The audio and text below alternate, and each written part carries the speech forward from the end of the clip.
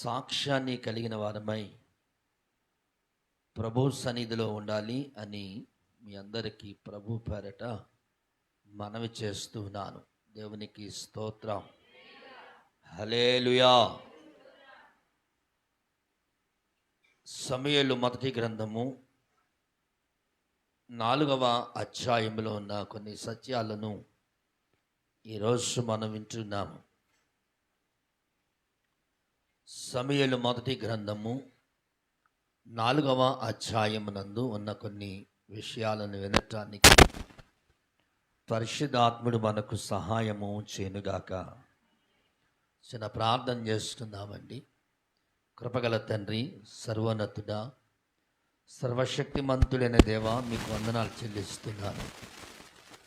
ఈరోజు మాతో మాట్లాడాలి. మీరు మాట్లాడితేనే మాకు సంతోషం. మీరు మాట్లాడితే మేము బ్రతుకుతాము. మీరు మాట్లాడితే మేము వెలిగించబడతాము. మీరు మాట్లాడితే అనేకులకు మేము నైనా మీ సువార్త ప్రకటిస్తాము. తండ్రి, నీ దాసుడైన నేను బలహీనులను, నాలో మీరు ఉండి మాట్లాడాలి. మీ శక్తిని పొందలేని బలహీనత నాలో ఉంటే నన్ను స్వస్థపరిచి నీ శక్తిని పొందుకును లాగున నన్ను ముట్టమని అడుగుతూ ఉన్నాను. ఈరోజు వింటున్న నీ బిడ్డలందరినీ ముట్టండి, స్వస్థపరచండి. జ్ఞాన వివేకము గలవారై నీ సన్నిధానంలో నేను స్తుతించు వారిగా, వాక్యాన్ని బట్టి మాటను బట్టి మెలకువ కలిగిన వారిగా సన్నిధిలో ఉండగలిగిన యోగ్యత, ధన్యత అనుగ్రహించమని యేసు ప్రశస్త నామంలో ప్రార్థిస్తున్నాను తండ్రి, ఆమేన్. మంచిది ప్రియులారా, ఇశ్రాయేలీల గురించిను ఫిలిష్తీయుల గురించి పరిశుద్ధాత్ముడు మనకు తెలియచేస్తూ ఉన్నాడు. ఇశ్రాయేలీలు దేవుని పిల్లలు. దేవుని పిల్లలైన ఇశ్రాయేలీలకు వాగ్దానాలు చేసి వాగ్దానం ప్రకారముగా వారిని వాగ్దాన భూమికి తీసుకువచ్చాడు. అంతవరకు మనకు బాగా తెలుసు. అయితే ఇశ్రాయేలీలకు బద్ధశత్రువులు ఉన్నారు, దీర్ఘకాల శత్రువులు ఉన్నారు. వాళ్ళు ఎవరు అంటే ఫిలిష్తీయులు అని వ్రాయబడ్డాది. ఈ ఫిలిష్తీయులు ఇశ్రాయేలీలతో యుద్ధమాడుటకును, వారి యొక్క ప్రాంతాలను, వారి స్థలాలను దోచుకునుటకును ఎప్పుడు మాటు వేస్తూ ఉండేవారట. ఇశ్రాయేలీల స్థలాలు పచ్చగాను, నీటి ఓటలుగాను, సంతోషకరమైన నేలగా, పంటలు పండే నేలగా ఉన్నాయి. కానీ ఫిలిష్తీయుల యొక్క ప్రదేశం అంతా కూడా కొండలతోనూ, రాళ్లతోనూ, గచ్చపొదలతోనూ నింపబడిన స్థలాలు. వారికి సరైన నాగరికత లేదు. ఫిలిష్తీయులకు సరైన నాగరికత లేదు. ఫిలిష్తీయులు అందరూ కూడా మోటువారై, మొరటువారై,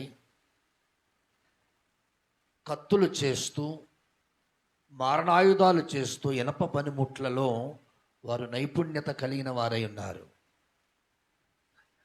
కానీ ఇశ్రాయేలీయులు ఎలా ఉన్నారు అంటే దేవునితో పోరాడేవారిగా ఉన్నారు. అందుకని ఇశ్రాయేలీయుల స్థలాలు, ఇశ్రాయేలీయుల ప్రాంతాలు, ఇశ్రాయేలీయుల పంటలు, ఇశ్రాయేలీయుల నాగరికత, ఇశ్రాయేలుకున్న మంచి అనుభవాలను ఫిలిష్తీయులు చూచినప్పుడట, ఇశ్రాయేలీయులను చూసిన ఫిలిష్తీయులు వారిని వార్చలేకపోయిరి. దేవునికి స్తోత్రం. ఏమైపోయిందంటే అండి, వార్చలేకపోయారు. దేవునికి మహిమ కలుగును గాక. సడన్గా ఎవరైనా ఒక పెద్ద ఆవిడికి వచ్చి కింద కూర్చుందనుకోండి, అప్పుడు కుర్చీలో కూర్చున్న వారికి ఎలా ఉంటుందమ్మా? మీరు చెప్తారే. అంత ఆవిడే పట్టు చీర కట్టుకొచ్చింది, చాలా పెద్ద ఆవిడ, చాలా డబ్బున్న ఆవిడ, బంగారం వేసుకొచ్చింది, పొలాలు ఉన్నాయి, బిల్డింగ్లు ఉన్నాయి, అవి ఉన్నాయి, ఇవి ఉన్నాయి. ఆవిడే కింద కూర్చుంటే మనకి ఏంటనిపించే ఒక అసూయ మనకు వచ్చేస్తుంది. అలాంటి అసూయ కలిగిన వారట ఎవరో ఫిలిస్తీన్లు. ఇశ్రాయేలు క్షేమ సమాచారాన్ని విని చూచి తట్టుకోలేకపోతున్నారట. ఇశ్రాయేల్ పంటలు చూచి వార్చలేకపోతున్నారట. ఇశ్రాయేలుకు ఉన్నటువంటి నాగరికతను చూచి వారు తట్టుకోలేకపోతున్నారట. అన్ని విషయాలలో ఇశ్రాయేలీలు ఎలా ఉన్నారంటే అభివృద్ధి చెందుతూ ఉన్నారు. ఆ అభివృద్ధి ఫిలిష్తీలకు లేదు. మనిషికి అభివృద్ధి ఉండాలంటే నమ్మిన దైవానికి ఇష్టలుగా ఉండాలి. నమ్మిన దైవం అంటే మీరు అనుకోవచ్చు, లోకములో 6 కోట్ల మంది దేవుళ్ళు ఉన్నారు కదా, ఏ దేవుణ్ణి నమ్ముకుంటే బాగుంటుంది అని అనుకోవచ్చు. హిందువుని అడిగితే వారు దేవుళ్ళ పేర్లు చెబుతారు. ముస్లింని అడిగితే వారు అల్లా గురించి చెబుతాడు. క్రైస్తవుని అడిగితే క్రీస్తుని గురించి చెబుతాడు. అయితే ప్రియులారా, మతాల మధ్యన పోరాటాలు కాదు, మతాల మధ్యన చిచ్చులు కాదు. ప్రతి మతాన్ని గౌరవించండి. అయితే ప్రియులారా, క్రైస్తవుడు సత్య మార్గములో ఉంటూ జీవాన్ని పొందుకొని పరలోకము వైపుకు చూస్తూ ఉంటాడు.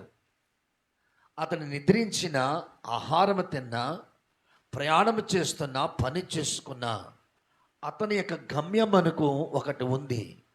ఆ గమ్యానికి చేరాలనే ఆసక్తి ఎప్పుడు తన జీవితంలో ఉంటుంది.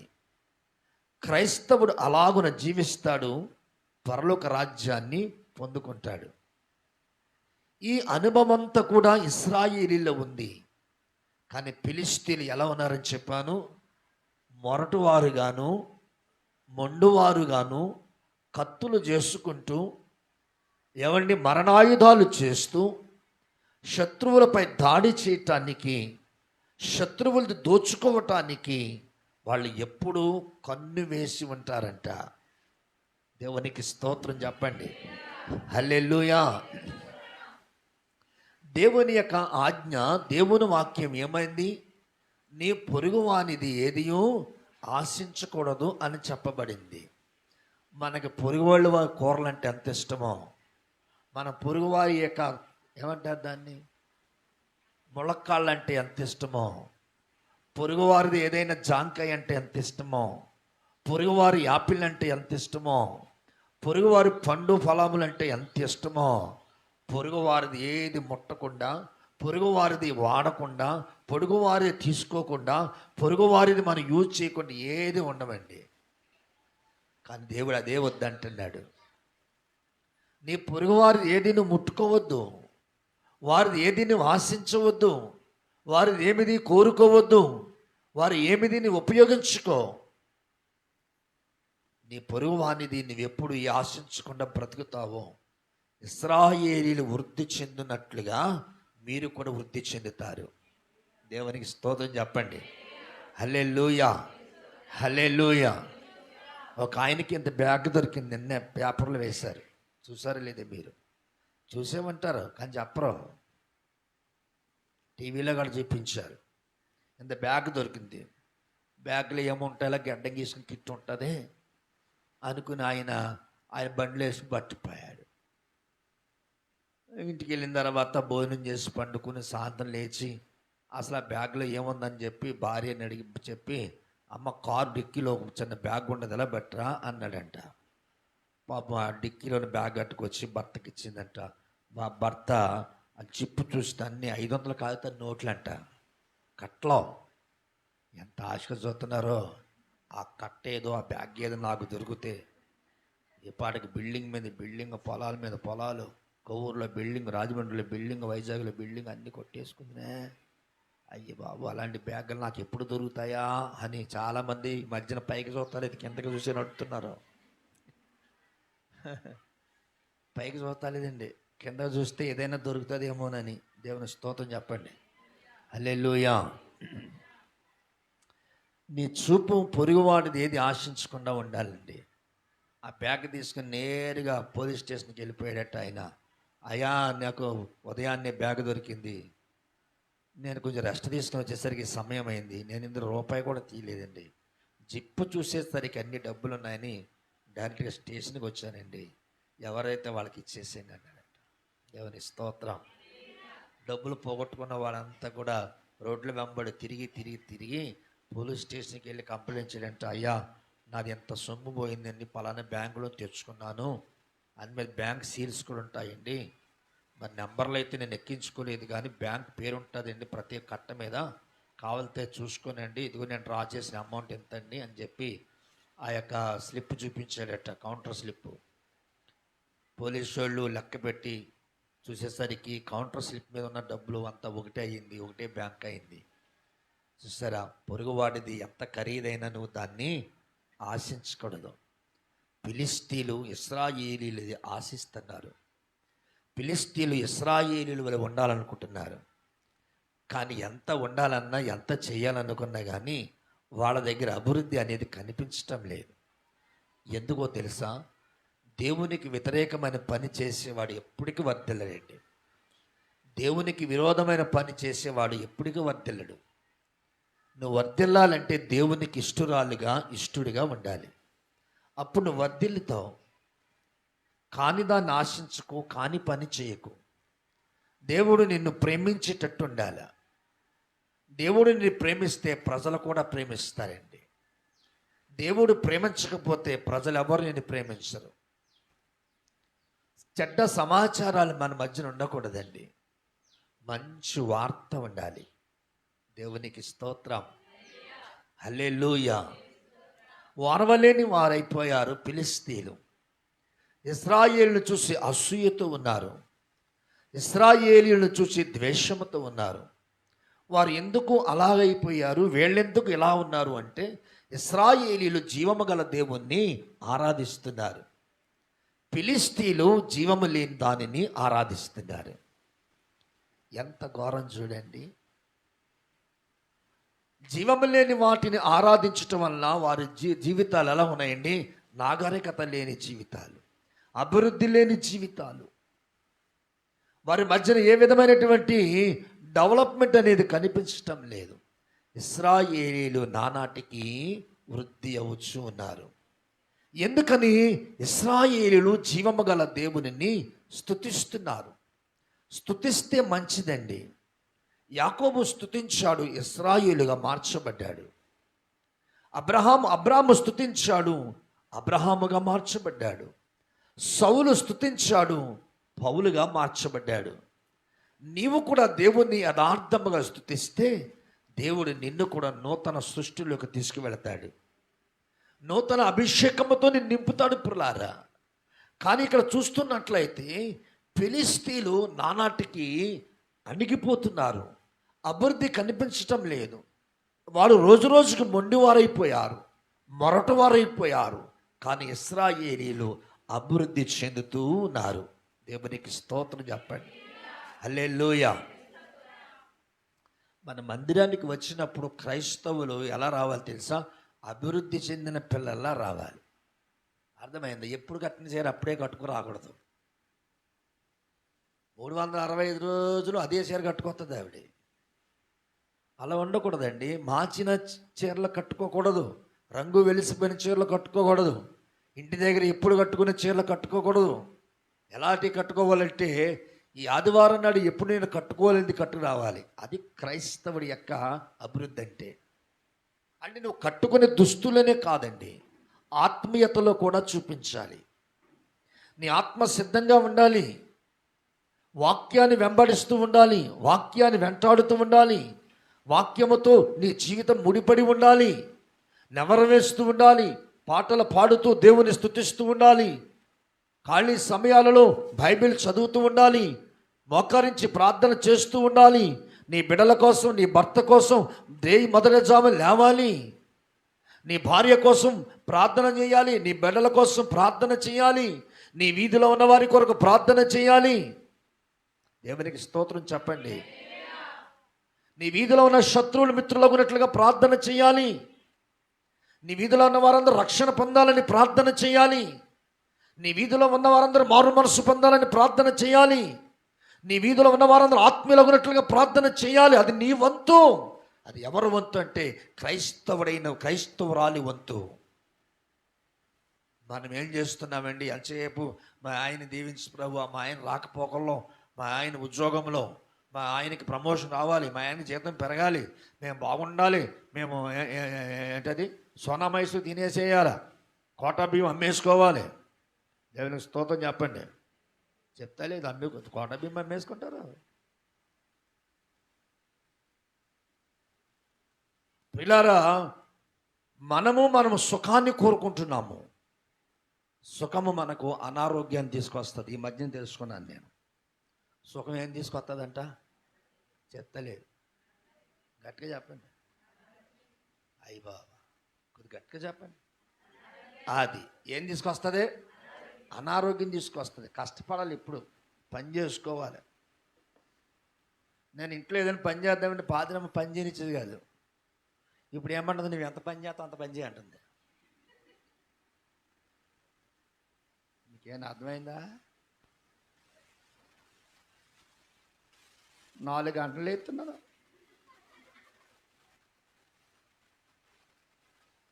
ఇప్పుడు రెస్ట్ లేదు. ప్రసాదయ్య గారు కుర్చీలో కూర్చుని అంటున్నాడు, ఎండలో కూర్చున్నాను అంటున్నాడు. ఎండలో కూర్చున్న కూడా పనేనా? దేవునికి స్తోత్రం చెప్పండి. హల్లెలూయా.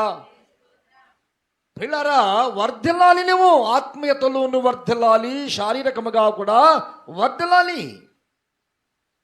చాలామంది శారీరకముగా వర్ధిల్లుతున్నారు కానీ ఆత్మీయతలో వర్ధిల్లుట లేదు. ఎందుకు వర్ధిల్లుతామో? ఆదివారం ఏమో డ్యూటీ వచ్చింది, డ్యూటీ మానేస్తే సోమవారం నాడు నుంచి వాడు ఏమంటాడు? రావద్దంటాడు. మరి ఎలాగా? ఖానా కైసా హై? భోజనం ఎలా? మరి భోజనం కోసం కష్టపడాలి, బిడల కోసం కష్టపడాలి, భర్తకు కుడిభుజంగా ఉండాలి. ప్రార్థన అంటాడేంటి ఈయన? ప్రార్థనకు ఏదో టైంలో వస్తాము కదా. ఏదో టైంలో దేవుడు నిన్ను ఆశీర్వించేవాడు కాదు. ఆయన స్తుతిస్తూ ఉంటే, ఆయన ఆరాధిస్తూ ఉంటే దేవుడు నిన్ను ఆశీర్వదిస్తాడు. హల్లెలూయా, హల్లెలూయా. మా ఇంట్లో వాషింగ్ మిషన్ పోయిందండి. పోయింది. పరిస్థితి తారుమారైపోయింది. గ్యాస్ స్టవ్ పోయింది. అది వెలిగించుకున్న బ్లోఅవుట్ అయిపోతుంది.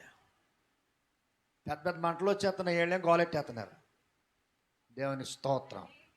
ప్రార్థన చేసుకున్నాను. ఈవిడ అంటారే, వాషింగ్ మిషన్ తెద్దాం నడువు, గ్యాస్ స్టవ్ తెద్దాం నడువు, నా దగ్గర కట్టలు ఉన్నట్టు ప్రార్థన చేసుకున్నానులే. ప్రభువా, ఆవిడకేమో గ్యాస్ స్టవ్, నాకేమొద్దు ప్రభువా, ఆవిడకేమో వాషింగ్ మిషను అని చెప్పి ప్రార్థన చేసుకుంటున్నాను.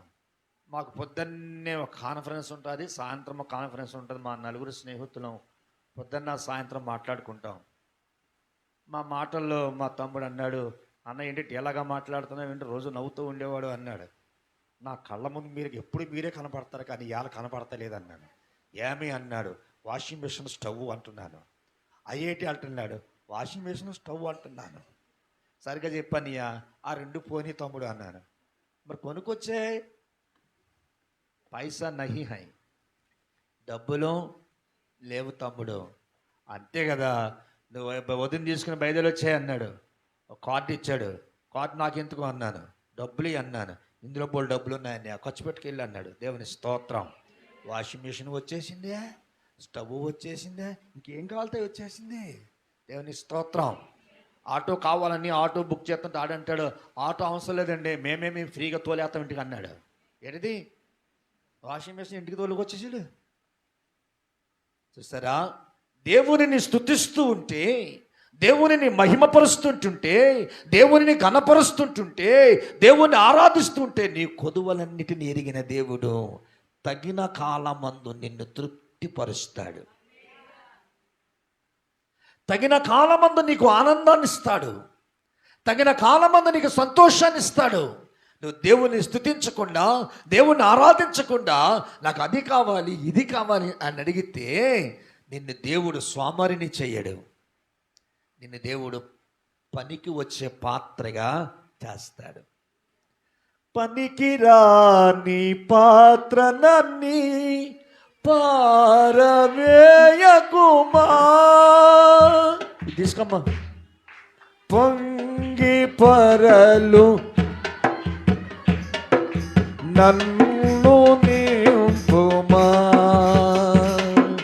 పనికిరాని పాత్రనన్నీ పారవేయకుమా. పొంగి పరలు నన్ను నింపుమా. ఎలా నింపాలి పాత్ర? ఎలా నింపాలంటే పాత్ర పొర్లుతూ పొంగి ప్రవహిస్తున్నాయా? దావీదుని అడిగితే దావీదు అన్నాడు, ఎస్, నాలో ఆశీర్వాదములు, నాలో దీవెనలు, నాలో పరిశుద్ధాత్మ పొంగి ప్రవహిస్తుందన్నాడు. హల్లెలూయా. ప్రియులారా, ఫిలిష్తీయుడికు ఆరాధన లేదు, ఫిలిష్తీయుడికు స్తుతులు లేవు, ఫిలిష్తీయుడికు దేవుని స్తుతించటం లేదు. ఫిలిష్తీయుడు దేన్ని స్తుతిస్తున్నాడంటే చేపను స్తుతిస్తున్నాడు. ఏం స్తుతిస్తున్నాడండి? చేపను స్తుతిస్తున్నాడు. అసలు ఈ ఫిలిష్తీయులు ఎవరో తెలుసా? ఒకసారి చదువుదాం చూడండి. ఆది కాండము 10వ అధ్యాయము. ఆది కాండం అంటే ఆవిడెవరో ద్వితీయోపదేశ కాండం నేర్తుంది. ప్రారంభంలో ఉన్న పుస్తకం తల్లే. 10వ అధ్యాయము 19వ వాక్యం చదువు తల్లి. కనానీల సరిహద్దు సీదోను నుండి గెరారుకు వెళ్ళు మార్గములో గాజా వరకును, సుధమ గుమరా ఆత్మా శబాయిలకు వెళ్ళు మార్గములో లాషా వరకును, వీరు తమ తమ వంశముల ప్రకారము, తమ తమ భాషల ప్రకారము, తమ తమ దేశములను బట్టి, జాతులను బట్టి. ఫిలిష్తీయులు ఎవరు బిడ్డలట? హాము సంతానమే. హల్లెలూయా, హల్లెలూయా. ఈ యొక్క ఫిలిష్తీయులు ఎవరు అంటే వలస వెళ్ళిపోయిన వారు. ఎవరంటే వాళ్ళు వలస వెళ్ళిపోయిన వారు. వలస వెళ్ళిపోయి ఈ ఫిలిష్తీయులు ఏమైపోయారంటే చెదరగొట్టబడ్డారు. అలాగున చెదరగొట్టబడి వాళ్ళు ఏమయ్యారంటే పిల్ల పిల్ల పిల్ల పిల్ల పిల్ల పిల్ల సముద్రము ప్రకంటన వారు కొన్ని కేంద్రాలను ఏర్పరచుకున్నారు. ఆ కేంద్రాలే 5 నగరాలు అయ్యాయంట.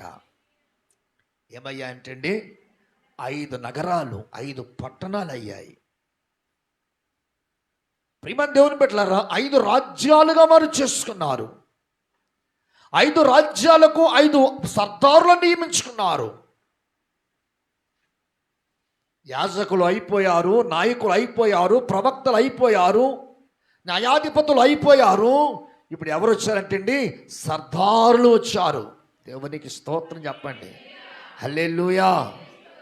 దేవుని పిల్లలారా, అందుకని వీళ్ళు చేసినటువంటి కాలాలలో 2 పర్యాయాలు వలస వచ్చి మధ్యధరా సముద్రము ప్రక్కన వారు గుడారాలను ఏర్పరచుకొని 5 పట్టణాలను 5 రాజ్యాలుగా చేసుకుని ఒక్కొక్క రాజ్యానికి ఒక్కొక్క సర్దారులను ఏర్పరచుకున్నారట. దేవునికి స్తోత్రం చెప్పండి. హల్లెలూయా, హల్లెలూయా. క్రీస్తు పిల్లారా, ఈరోజు నన్ను వింటున్నటువంటి స్థితిలో నీ కుటుంబాన్ని బట్టి, నీ సంతానమును బట్టి నువ్వు అతిశయపడుతున్నావేమో. నీకున్న బంధువులను బట్టి, నీకున్నటువంటి స్నేహితులను బట్టి అతిశయపడుతున్నావేమో. నువ్వు కలిగిన సమస్తమును దేవుడు వలన కలిగినదే. నువ్వు చిన్న ఉద్యోగంలో ఉన్నావా? దేవుడే ఇచ్చాడు. నువ్వు పెద్ద ఉద్యోగంలో ఉన్నావా? దేవుడే ఇచ్చాడు. దేవుడు ఇచ్చిన దాని యందు నువ్వు ఎలా ఉండాలంటే సంతృప్తి చెందాలి. ఎలా ఉండాలమ్మా? ఎంత ఇచ్చాడో దానిలోనే తృప్తి ఉండాలి. నాకు 2000 సంవత్సరం వరకు నాకు 7,000 జీతం. 2007లో 2001 మార్చి నుంచి నేను ఉద్యోగం మానేశాను. పూర్తిగా సంపూర్ణంగా సేవకు వచ్చేసాను. నేను ఉద్యోగం మానేటప్పటికి నా జీతము 7,000. నేను ఉద్యోగంలో ప్రవేశించినప్పుడు నా జీతం 600. ఎంతమ్మా? 600 నుంచి అక్కడికి వెళ్ళాను. వృద్ధి అయ్యానా లేదా? నా ఓనర్ని ఎప్పుడు కూడా నా జీతం పెంచని అడగలేదు. అసలు నా జీతం ఎంతో తెలియదు. కొన్ని సంవత్సరాల వరకును 11 సంవత్సరాలు పనిచేశాను. ఒకటా రెండా? ఎన్ని సంవత్సరాలు? 11 సంవత్సరాలు. 5 సంవత్సరాలు సెలవుల్లో ఉద్యోగం చేశాను. మిగిలినటువంటి 6 సంవత్సరాలు కంటిన్యూగా చేశాను ఉద్యోగం. దేవుని స్తోత్రం, హల్లెలూయా. ఎప్పుడు వెళ్ళినా నా ఉద్యోగం ఉంది, ఇప్పుడు వెళ్ళినా నా ఉద్యోగం ఉంది. ఇప్పుడు కూడా మా ఓనర్ గారు అంటాడు, నువ్వు వచ్చేవయ్యా అంటాడు. తప్ప పలానకండి, మీకోసం నేను ప్రార్థన చేస్తున్నాను. మీ పనుల కోసం, మీ ఉద్యోగస్తుల కోసం, మీకోసం, మీ బిడ్డల కోసం ప్రార్థన చేస్తున్నాను. ప్రార్థన చేయమని కోరుకోండి, మీకు మేలు కలుగుతుంది. మీరు అనుకున్నట్లు నేను ఇదివరకు రమేష్ని కాదు, ఇప్పుడు దైవజనుడైన రమేష్, అభిషేకించబడిన రమేష్. అలా అంటున్నారు, అరే మన రమేష్ పూజారి అయిపోయాడంట. ఏమంటున్నారు వాళ్ళు చెప్పుకున్నారు. విన్నాను నేను. ఫోన్ పక్కనెట్టి అంటున్నాడు అన్నమాట, వాళ్ళ అబ్బాయిలతో అంటున్నాడు ఆయన, అరే మన రమేష్ పూజారి అయిపోయాడంటరా, మనం ఇక్కడి నుంచి రమేష్ అని కూడా రమేష్ గారు అని పిలవాలా. దేవునికి స్తోత్రం, హల్లెలూయా. చూస్తారా? అవును, అభిషేకించబడిన దాసుని సన్మానించాలి. మాటలలో సన్మానించాలి, క్రియలలో సన్మానించాలి. మొన్న ఒక ఆయన అడిగాడు, తమ్ముడు మీది పాస్టర్స్ డే ఎలా జరిగిందంటే, అబ్బో మా వాళ్ళు సూపర్ టోపరు. 10 కేజీలు ఒక ఆయన కేక్ తెచ్చాడు, ఒక ఆవిడేమో 5 కేజీలు కేక్ తెచ్చింది, ఒక ఆవిడేమో 2 కేజీలు 3 కేజీలు 1 కేజీ, ఒక ఆవిడేమో కొత్త బట్టలు తెచ్చింది, ఒక ఆవిడ సాలుబా తెచ్చింది, ఒక ఆయన దండ తెచ్చాడు. నన్ను అసలు ముంచేశారు ఆ రోజున. అంటే మాకు కూడా అలాగే జరిగింది. మాకు 10 కేజీల కేక్ తెచ్చారు. దేవునికి స్తోత్రం. ఎప్పుడంట? పాస్టర్స్ డే మన పోయిన నెలలో జరిగింది. ఎంత బాగా సన్మానించారో మీరు నన్ను.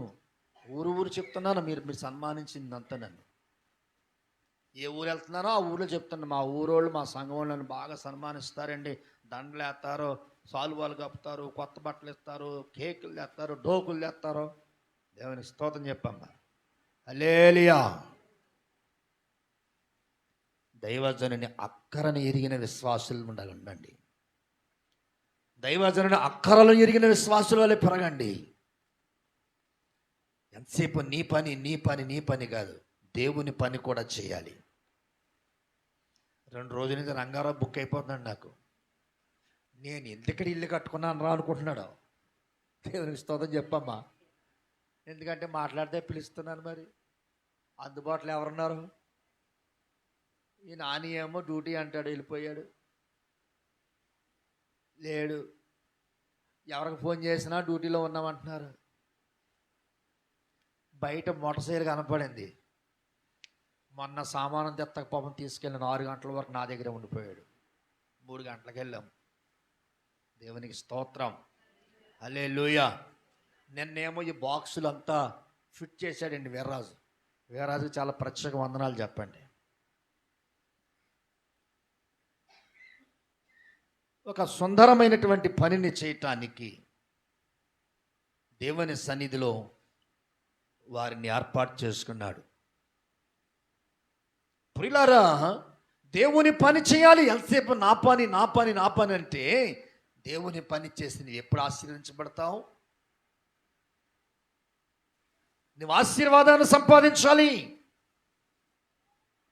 దేవుడిచ్చే ఆశీర్వాదమును పొందుకోవాలి. దేవుని పనిలో నిమగ్నమై ఉండాలి. దేవుని పని చేయటానికి వంక చెప్పకూడదు. దేవుని పని చెప్పడానికి సాకులు చెప్పుకోకూడదు. దేవుని పని చేయటానికి సిద్ధంగా ఉండాలి. దేవునికి స్తోత్రం. పచ్చగుడ్డ తెచ్చాను అన్నయ్య, కట్టేసి వచ్చేస్తాను అన్నాడు శని వెంకట్రావు. 4 అయింది వస్తలేదు, 5 అయింది వస్తలేదు, 6 అయింది వస్తలేదు, 7 అయింది వస్తలేదు. వీళ్ళు సరుని టీచర్ గారును పాప వచ్చి అయ్యిందా అని అంటున్నారు. వీళ్ళు వస్తే నాకు భయం వేస్తుంది. వచ్చినప్పుడు అయ్యిందా అంటున్నారు, ఇక్కడేమో అవుతలేదు మాకు. దేవుని స్తోత్రం, హల్లెలూయా. పని అంతా అయిపోయింది, అది అక్కడికి వచ్చినది మిషన్ పోయింది. చూసావా? ఇప్పుడు వచ్చి అంతమాలు అయ్యిందా అంటుంటే మిషన్ కూడా పోతుంది. చూసారా? దేవుని పని ఇష్టంగా చేయాలి. దేవుని పని చేయటంలో వెనుకంజ వేయకూడదు. దేవుని పని చేయడంలో విసుగుకోకూడదు. దేవుని పని చేయటానికి దాక్కోకూడదు. దేవుని పని చేయడం వంకలు చెప్పకూడదు. పిల్లారా, నీకెన్ని పనులున్న వాటిని పక్కన పెట్టి దేవుని పని చేస్తే దేవుడిని ఆశీర్వదిస్తాడు. దేవునికి స్తోత్రం చెప్పండి. హల్లెలూయా. ఇశ్రాయేలీయులు మొదటిగా దేవుని పని చేస్తున్నారు. బలిపీఠములు కట్టుచున్నారు. మందసాన్ని మోస్తున్నారు. వాళ్ళు మందసాన్ని మోయాలి. ఎవరు పడితే వాళ్ళు మందసాన్ని మోస్తే వర్దెలరండి. మందసాన్ని మోయటానికి దేవుడు ఏర్పరచుకున్న లేవీలు మాత్రమే మోయాలి. అది మోయలేదు. ఏమైపోయిందండి? ఏమైపోయింది? చదవండి. 4:11 వచనం. సమూయేలు మొదటి గ్రంథం 4వ అధ్యాయము మొదటి వచనం 11. మరియు దేవుని మందస్సము పట్టబడెను. అది కాకను హోప్ని ఫినెహాసులను ఏలి యొక్క 2 కుమారులు హతులైపోయారు. దేవునికి స్తోత్రం. ఎందుకని? ఏలి కుమారులు ఎందుకని చనిపోయారు? ఏలి కుమారులు హఠాత్తుగా ఎందుకు చనిపోయారు? బలము కలిగిన వారే, కానీ వారి క్రియలు సరిలేవు, వారి విశ్వాసం సరిలేదు. దేవుని పని చేయవలసిన వారు దాక్కుంటున్నారు, వంకలు చెప్పారు, సాకులు చెప్పారు, పారిపోయారు, దూరంగా వెళ్ళిపోయారు. ఈ పని నాది కాదని చివరికి వారి సంతానాన్ని కూడా వెళ్లకుండా ఆపేశారండి. దేవునికి స్తోత్రం. ఇంకోటి ఏంటో చెప్పనా? దేవుని మందసాన్ని ఏలి కుమారులు, యాజకుని కుమారులు మోయాలి, ఇంకొకటి ఎవడో మోయకూడదు. కానీ ఇక్కడ వాళ్ళిద్దరూ మోయకుండా వాళ్ళతో వీళ్ళతో మోయించారు. చివరికి ఏమైందో తెలుసా? మందసము దింపకుండానే ఏమైపోయినండి వాళ్ళు? మందసము క్రింద దింపకుండానే హోప్ని ఫినెహాసు ఏలి కుమారులు ఇద్దరు ఏమైపోయారండి? హఠాత్తుగా చచ్చిపోయారంతే. దేవునికి స్తోత్రం. చూసావా? జాగ్రత్త. నీ ఎదుట నీ శత్రువు నీకంటే పైవాడిగా ఉండకూడదు. నీ శత్రువుతో నువ్వు సమాధాన పడాలి. విషయం అది. నీ శత్రువుతో నువ్వు సమాధాన పడాలి. నువ్వు నిజమైన క్రైస్తవుడు అయితే, నిజమైన క్రైస్తవురాలమైతే నువ్వు సమాధానం గల జీవితమును గడపాలి. సమాధానం లేని ఏలి కుమారులు నెమ్మది లేకుండా పోయారు, సంతోషం లేకుండా పోయారు.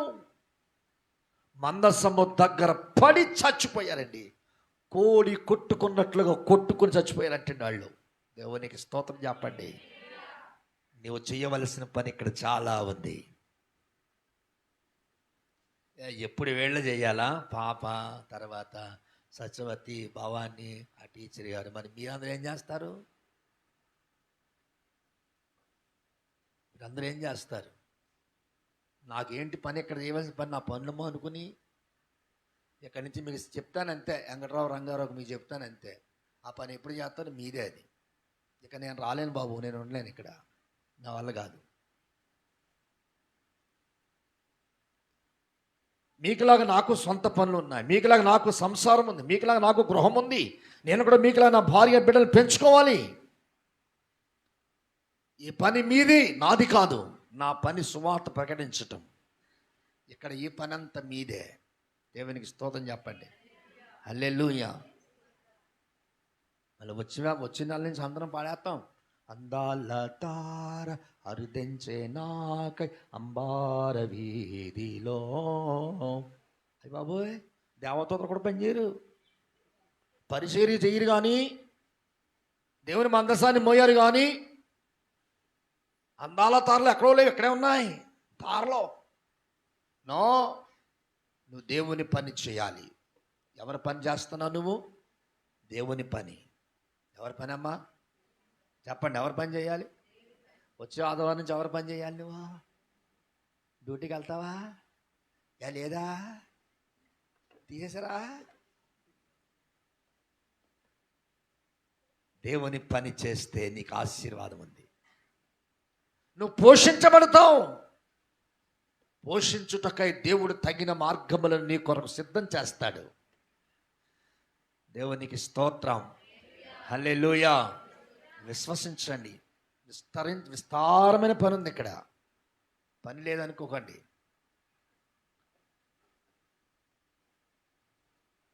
గడాంచులు మార్చుకుని వాటి మీద బల్లలు మార్చుకుని నించీలు పట్టుకుని వాడికి వైర్లు అందించి సుత్తలు అందించి ఎవరి పని ఇది? చెప్పండి, ఎవరి పని? చెప్పాలి, ఎవరి పని ఇది? మీ పని, నాది కాదు. కానీ నేను చేస్తున్నాను. లాస్ట్ అండ్ ఫైనల్గా చేస్తాను, ఇక చేయను. పురమాయంత నీ పని మీది మీది మీదని చెయ్యాలి. హోప్ని పినహాసులు చేయలేదు అలాగా. కోడి సగం కోస్తే కింద పడి ఎలా కొట్టుకుంటుందే అలా కొట్టుకుని చచ్చిపోయారండి వాళ్ళిద్దరు, హోప్ని పినహాసులు. జాగ్రత్త.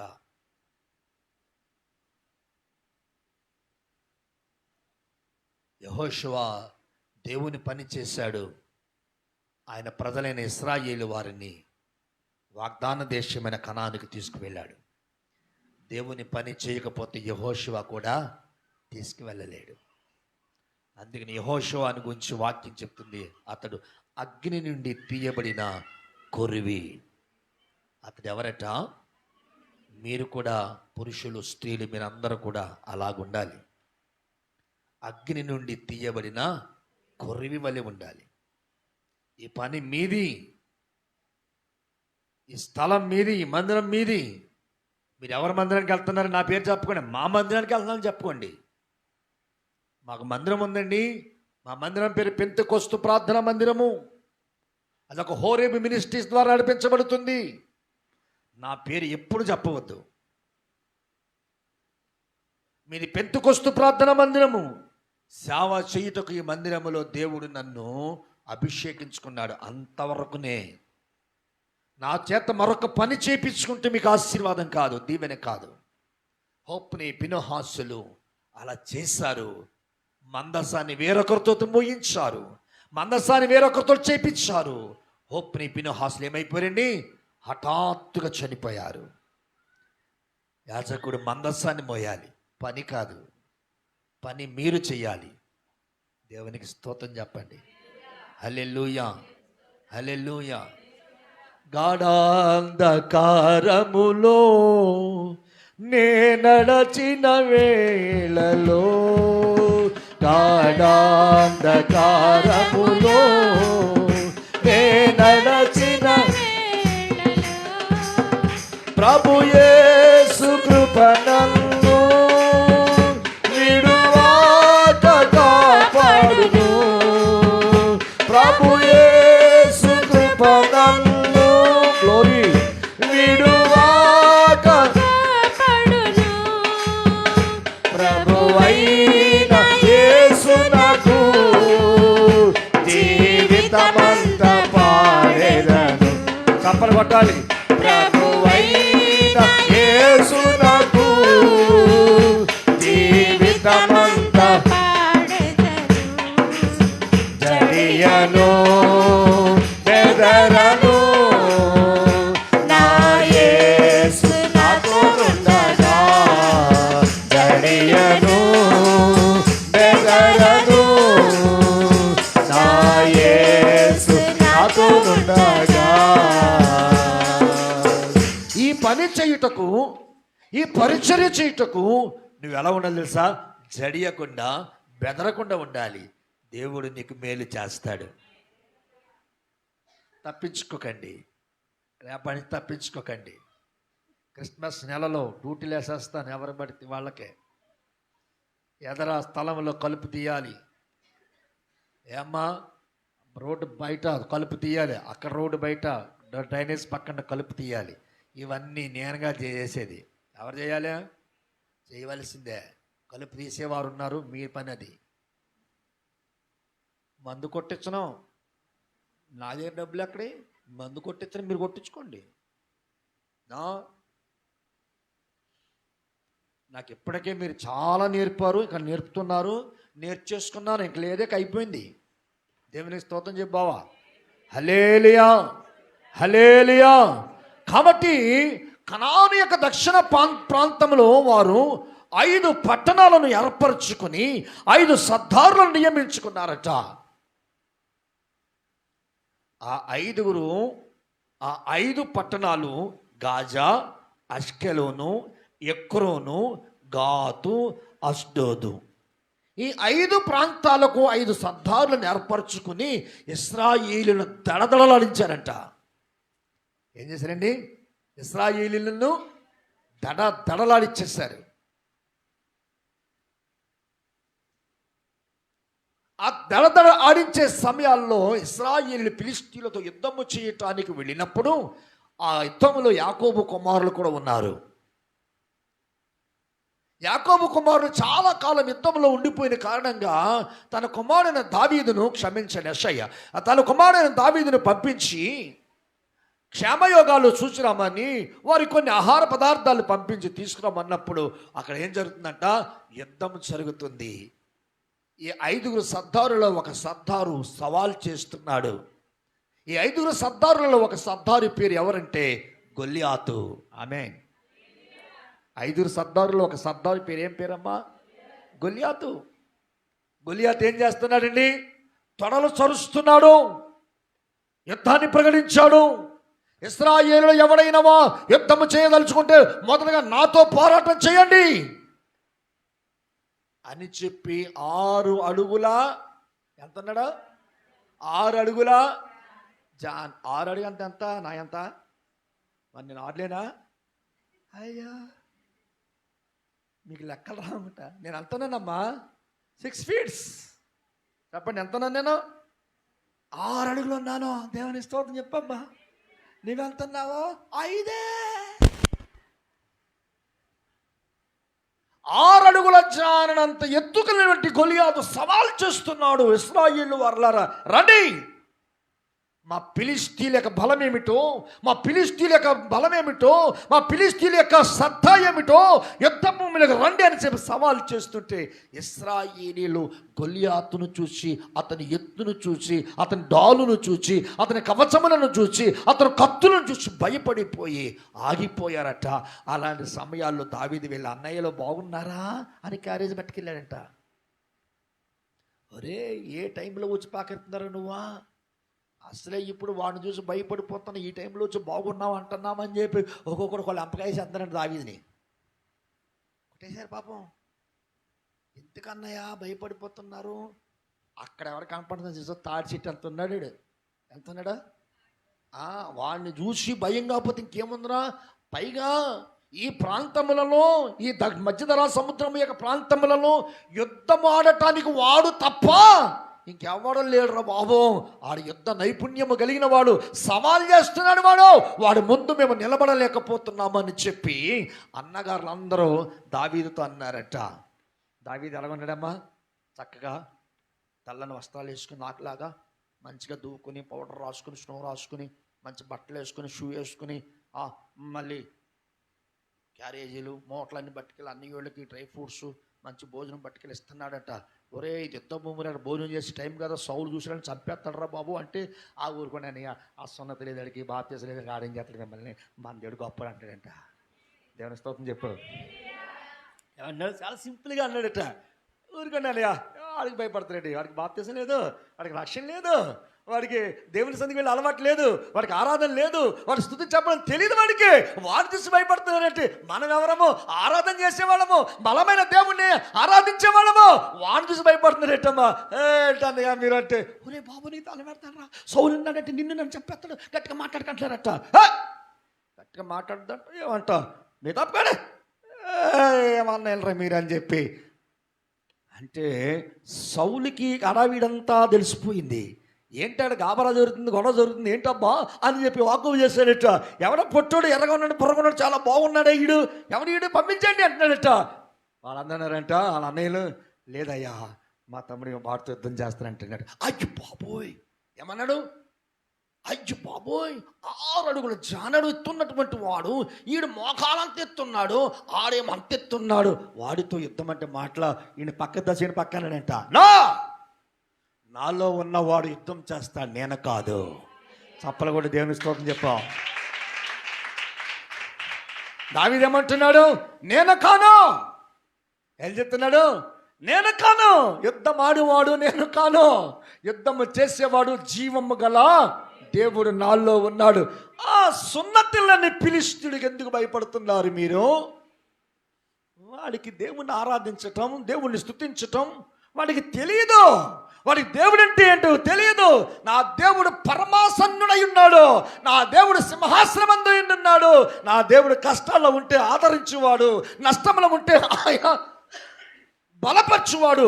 ఆయన ఉండగా మనకు వెంటన్నయ్య తప్పకండి. సరేలేరా ఆడు సత్తానన్నాడు, అన్నం చేత పంపండి అన్నాడట సౌలు. అప్పుడు అన్నయ్యలందరూ పక్క తీసుకొచ్చి వాడు కట్టుకున్న ఖరీదు బట్టలను పక్కకు పెట్టేసి యుద్ధానికి కావాల్సినవి ధరించారంట.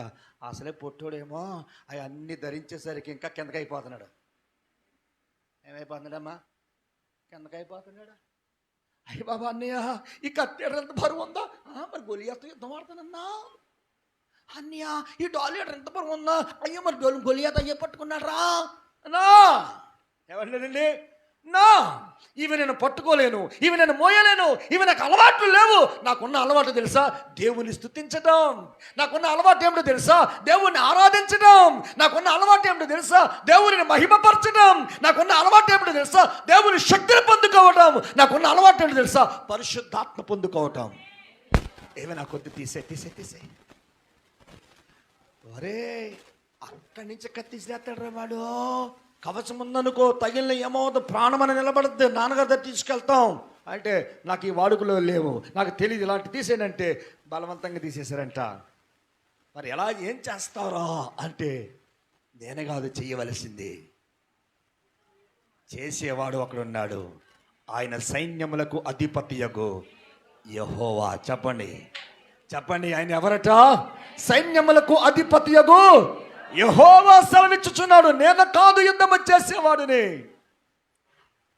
లాస్ట్ వీక్ అన్నారు కదా, గిద్యోని యుద్ధం ఎవరి యుద్ధంగా మారిపోయింది అమ్మా? యెహోవా ఖడ్గముగా మారిపోయింది. గిద్యోను ఖడ్గం ఎవరి ఖడ్గమైపోయింది? ఇప్పుడు చూడండి క్రమం ఎంత బాగా ఉందో. ఇప్పుడు దావీదు యొక్క యుద్ధము కూడా యెహోవా యుద్ధముగా మారిపోతుంది. చెప్పండి దేవునికి స్తోత్రం, హల్లెలూయా. ఆయన నిన్ను నన్ను యుద్ధ భూమిలో నిన్ను దాచి రహస్యమైనటువంటి కవచాలను నీకు తొడిగి, సర్వాంగ కవచములను నీకు తొడిగి, శత్రువు యొక్క కత్తులు కానీ బాణములు కానీ ఈటెలు కానీ నీ మీద రాకుండా మహిమా వస్త్రములను ధరింపచేశాడట. ఇప్పుడు యుద్ధానికి ఎవరు వెళ్ళారో తెలుసా? ఎవరు వెళ్ళారమ్మా? మిఖాయేలు దేవదూతను దేవుడు నియమించుకున్నాడు. దేవుని ఆత్మ దావీదులోనికి వచ్చింది. ఇప్పుడు యుద్ధ భూమిలోకి వెళ్ళాడు. కత్తులొద్దన్నాడు. కత్తి లేకుండా యుద్ధానికి వెళ్ళకూడదు. ఇశ్రాయేలీయులకు ఉన్నటువంటి ఆచారం అది. కత్తి లేకుండా, చెప్పాలి మీరు అందరూ, కత్తి లేకుండా యుద్ధానికి వెళ్ళకూడదు. కత్తి ఏంటది? చెప్పండి అమ్మా. మీ ఇళ్లలో కత్తులు ఉన్నాయా? పదునుగా ఉన్నాయా? నూరించుకోండి. లేకపోతే మా ఇంటికి తీసుకురండి, మా ఇంటి దగ్గర రాయి ఉంది, కత్తులు నూరే రాయి ఉంది. ఏ రాయి అది? కత్తులు నూరే రాయి ఉంది మా ఇంటి దగ్గర. పదును పెట్టే రాయి అది, తలతలలాడే పదును అది, జస్ట్ పట్టుకుంటే తెగిపోయే రాయి అది. అంత పదునుగా నూరడానికి దేవుడు నాకు కత్తులు ఏమంటారు దాన్ని? కత్తులు నూరడం నేర్పాడు. ఆమేన్. ఏం నూరడం నేర్పాడు? కత్తులు కట్టడం కాదు. మీరు తప్పు అర్థం చేసుకుంటున్నారు నన్ను. కత్తులు కట్టడం కాదు, కత్తులు నూరడం. కత్తులు కట్టేవాడు వేరు, కత్తులు నూరేవాడు వేరు. హల్లెలూయా, హల్లెలూయా. దేవుడు నన్ను ఏమి నేర్పాడు నాకంటే కత్తి నూరడం నేర్పాడు. మీ దగ్గర కత్తులు ఉన్నాయి కానీ వాటికి ఏమీ లేవు, పదును లేవు. మీ దగ్గర కత్తులు ఉన్నాయి కానీ వాటికి ఏమీ లేదు, చాకు అది పదును లేదు, ఏ విధమైన మెరుపు లేదు, ఏ విధమైన చురుకుతనం లేదు. కత్తులు మోడి బారిపోయాయి, బండ బారిపోయాయి. నీలో కత్తి ఉంటే నువ్వు చురుకుగా పనిచేస్తావు. హల్లెలూయా. ఆ కత్తి జీవగ్రంథం. కత్తి క్రైస్తవుల్లో ఉండాలి. కత్తి ఎవరిలో ఉండాలి బావా? క్రైస్తవుల్లో ఉండాలి. కత్తి అనగా జీవ గ్రంథం. యుద్ధం చేయడానికి వెళ్ళాలి. ఎక్కడికి వెళ్ళాలి యుద్ధం చేయడానికి? చెప్పండి. యుద్ధం చేయడానికి ఎక్కడికి వెళ్ళాలి? శ్రావణి దగ్గరికి వెళ్ళాలి. యుద్ధం చేయడానికి ఎవరి దగ్గరికి వెళ్ళాలి? శ్రావణి దగ్గరికి వెళ్ళాలి. ఇప్పుడు శ్రావణి ఎక్కడ ఉంది? ఆపదలో ఉంది. శ్రావణి బాధలో ఉంది. శ్రావణి నొప్పితో ఉంది. శ్రావణి లేవలేకపోతుంది. ఇప్పుడు శ్రావణితో వెళ్ళి ఏం చేయాలి? యుద్ధం ఆడాలి. శ్రావణితో బలహీనరాలతో యుద్ధం ఏం చేస్తాను? ఆమెను బలహీనరాలు చేసినటువంటి అపవిత్రాత్మ ఆమెలో ఉంది. అపవిత్రాత్మతో మనం ఏం చేయాలి? ఇప్పుడు యుద్ధం చేయటానికి వెళ్ళాలి. హల్లెలూయా, హల్లెలూయా. అందుకని దావీదు యుద్ధం చేయటానికి ముందుగా నాకు 2 నిమిషాలు టైం ఇవ్వండి అని చెప్పి 2 నిమిషాలు ఏటి దగ్గరికి వెళ్ళి అక్కడ ప్రార్థన చేసి ఆరాధన చేసి దేవుని స్తుతించి దేవుని మహిమపరిచి దేవుని ఘనపరిచి అక్కడ ఉన్నటువంటి ఏటిలో ఉన్న 5 రాళ్ళు తీసుకున్నాడంట. ఎన్ని రాళ్ళు తీసుకున్నాడు? చూస్తారా క్రీస్తుని పిల్లారా? ఒకవేళ గొలియాతుకి తగలపోతే రెండో వాడు వస్తాడు, ఇంకొకడు వస్తాడు, 5 సర్దారులు వస్తారేమని చెప్పి ఒక్కొక్కడికి ఒక్కొక్క రాయి చెప్పిన దావీదు ఎన్ని రాళ్ళు తీసుకున్నాడమ్మా? 5 గులక రాళ్ళు తీసుకున్నాడు. గుప్పిట్లో పట్టుకున్నాడు, గట్టిగా పట్టుకున్నాడు, జారిపోకుండా పట్టుకున్నాడు, ఇరిగిపోకుండా పట్టుకున్నాడు, అవి నలిగిపోకుండా పట్టుకున్నాడు, అతి జాగ్రత్తగా పట్టుకున్నాడు, వడిసెల చేత పట్టుకున్నాడు. ఒక్కొక్క రాయిని వడిసెలో పెట్టి తిప్పి తిప్పి తిప్పి వదలాలని ఆశపడ్డాడు. అటువైపున గొలియాతు ఉన్నాడు, ఈ వైపున దావీదు ఉన్నాడు. మధ్యలో ఎవరున్నారో తెలుసా? దేవదూతలు అటు ఇటు తిరుగులాడుతూ ఉన్నారు. హల్లెలూయా, హల్లెలూయా, హల్లెలూయా. నువ్వు వెళ్ళి ప్రార్థన చేసినప్పుడు ఆ రోగి దగ్గర నువ్వు నిలబడినప్పుడు దేవదూతలు తిరుగుతూ ఉండాలి. ఒక రోగి ఎద్దకు వెళ్ళినప్పుడు, ఒక దురాత్మ ఎద్దకు వెళ్ళినప్పుడు, ఒక బలహీనుల దగ్గరికి వెళ్ళినప్పుడు దేవదూతలు తిరుగులాడుతూ ఉండాలి. తిరగాలి అంటే నీలో ఏముండాలి? ఆరాధన ఉండాలి. దావీదు ఆరాధన చేశాడు. 5 గులకరాళ్ళు తీసుకున్నాడు. ఒక్క రాయి వడిసెలో తిప్పి గొలియాతు మీదకు వదలగానే ఆ రాయి వెళ్ళి నొసటన తగిలింది. ఈ పక్క నుంచి ఈ పక్కకు రాయి వచ్చేసింది. అంత 6 అడుగుల చానటువంటి గొలియాతు వెంటనే ఏమైపోయాడు? ఇశ్రాయేలీలు వర్ధిల్లారు. ఎలా వర్ధిల్లారో తెలుసా? ఎలా వర్ధిల్లారో తెలుసా? గొలియాతుని బట్టి కాదు, ఫిలిస్తీన్లను బట్టి కాదు, ఇశ్రాయేలీలు చేస్తున్న ఆరాధన వారిని వర్ధిల్లంపచేసింది. నీ జీవితంలో కూడా ఆరాధన ఉంటే నువ్వు కూడా వర్ధిల్లుతావు. నీ జీవితంలో కూడా స్తుతి ఉంటే నువ్వు కూడా వర్ధిల్లుతావు. నీ జీవితంలో కూడా పరిచర్య ఉంటే నువ్వు కూడా వర్ధిల్లుతావు. ఇవేమి చేయకుండా దొంగ వలె దాక్కున్నావా? మాటుకు వెళ్ళిపోయావా? చాటుకు వెళ్ళిపోయావా? వర్ధిల్లావు. వర్ధిల్లటానికి పరిచర్య చేయండి. వర్ధిల్లడానికి పరిచర్య చేయండి. ఇశ్రాయేలీయులు పరిచర్య చేశారు. దావీదు పరిచర్య చేశాడు. దేవుడు వారి నానాటికి ఆశీర్వదించాడు. హల్లెలూయా. ప్రార్థన చేసుకుందాం. తల వంచండి. మహిమగల తండ్రి, కృపగల దేవా, మీరు మాతో మాట్లాడుతున్నందుకు వందనాలు. మా మధ్యన మీరున్నారు. దేవుని స్తుతిస్తూ ఆరాధిస్తే అపజయం మాకు లేదు.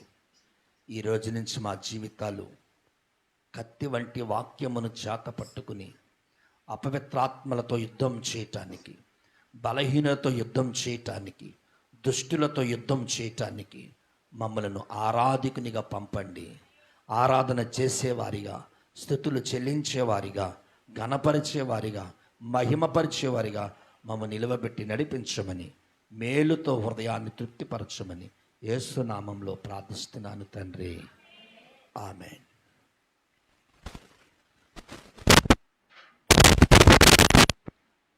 హల్లెలూయా.